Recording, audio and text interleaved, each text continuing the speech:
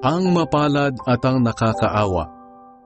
Tiningnan ni Jesus ang mga tagasunod niya at sinabi sa kanila, "Mapalad kayong mga mahihirap, dahil kabilang kayo sa kaharian ng Diyos.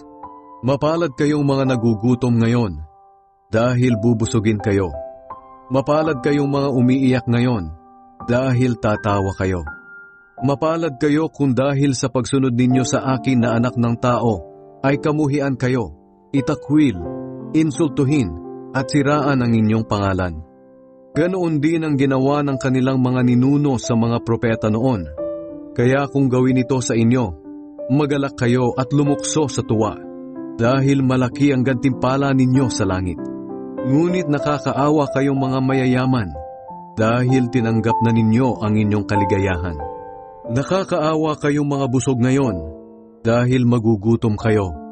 Nakakaawa kayong mga tumatawa ngayon, dahil magdadalamhati kayo at iiyak. Nakakaawa kayo kung pinupuri kayo ng lahat ng tao, dahil ganoon din ang ginawa ng kanilang mga ninuno sa mga huwad na propeta.